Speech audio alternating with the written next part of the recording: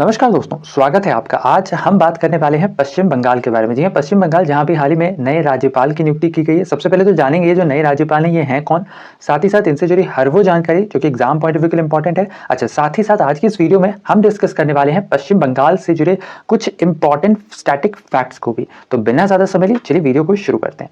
सबसे पहले बात करते हैं सुर्खियों में क्यों है। दरअसल अभी हाल ही में जो राष्ट्रपति द्रौपदी मुर्मू है, इनके द्वारा अभी हाल ही में पश्चिम बंगाल के नए राज्यपाल के तौर पर डॉक्टर सीवी आनंदा बोस की नियुक्ति की गई है। ध्यान रखना है कि जो डॉक्टर श्री बोस हैं, ये वर्तमान में मेघालय सरकार के अंतर्गत सलाहकार के तौर पर कार्यरत हैं। ठीक है, और ये रही इसकी प्रेस रिलीज जो कि राष्ट्रपति भवन की तरफ से जारी की गई है। इसके अंतर्गत यह बताया गया है कि जो डॉक्टर सीवी आनंदा बोस हैं, इन्हें पश्चिम बंगाल के रेगुलर गवर्नर के तौर पर अपॉइंट किया गया है। साथ ही साथ इन्हें नियुक्त तो कर दिया गया है, पर ध्यान रखना है कि जो इनका जो कार्यकाल है यह एक्चुअली में तब शुरू होगा जब ये अपना पदभार ग्रहण करेंगे।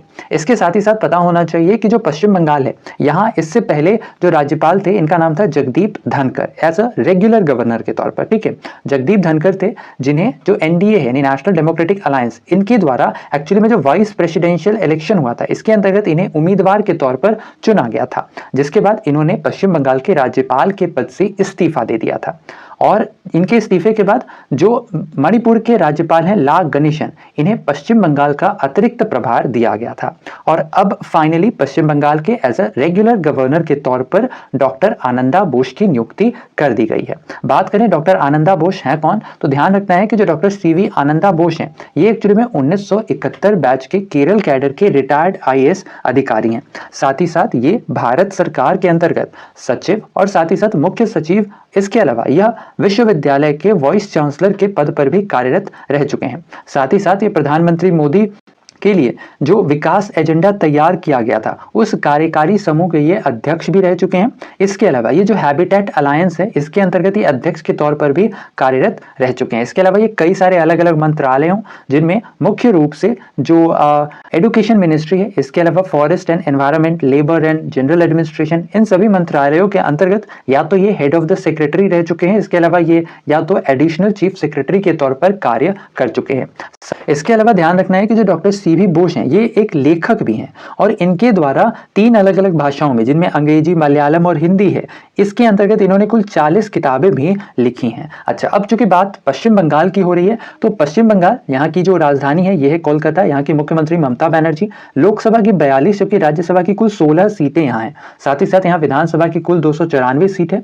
इसके अलावा जो वेस्ट बंगाल है, ठीक है, यहाँ जो हाई कोर्ट है ये बैठती है कैलकाटा में, और जो कैलकाटा हाई कोर्ट के प्रेजेंट टाइम पर चीफ जस्टिस हैं ये हैं प्रकाश श्रीवास्तव। नाम इंपॉर्टेंट है, ध्यान रखना है। अच्छा, इसके साथ ही साथ जो पश्चिम बंगाल है, ध्यान रखना है, ये कुल 5 राज्यों के साथ अपनी सीमा साझा करता है, और साथ ही साथ यह 3 कंट्रीज के साथ भी अपनी सीमा साझा करता है। बात आती है कि ये 5 राज्य कौन कौन से हैं और ये 3 देश कौन कौन से हैं, एक एक करके देखते हैं। देखो, सबसे पहले बात करें 5 स्टेट्स की, तो इसमें एक तो स्टेट यहां पर दिख रहा होगा, इसका नाम है ओडिशा। कौन सा है? ओडिशा। इसके अलावा एक और जो स्टेट है वो यहां पर है, ये है झारखंड। ठीक है, और यहां पर दिख रहा होगा ये है बिहार। ये तो हुआ 3 स्टेट। इसके अलावा एक स्टेट यहां पर दिख रहा है, ये है सिक्किम, और एक स्टेट इस साइड से पड़ता है, ये है असम। तो ये तो हुए 5 स्टेट्स जिसके साथ पश्चिम बंगाल अपनी सीमा साझा करता है।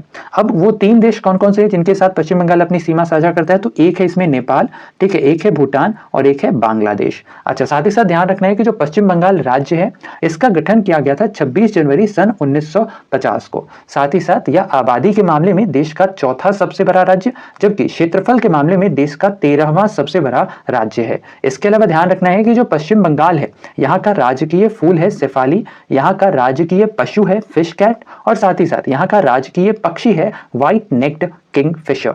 इसके अलावा ध्यान रखना, पश्चिम बंगाल की कुछ प्रमुख नदियों की बात करें तो इनमें गंगा, हुगली, भागीरथी, मयूराक्षी और दामोदर है। हालांकि वैसे तो यहाँ कई सारी नदियां हैं, बट प्रमुख रूप से ये सारी नदियां ध्यान रखनी है। अच्छा, इनमें जो दामोदर रिवर है ये बहुत इंपॉर्टेंट है। क्यों?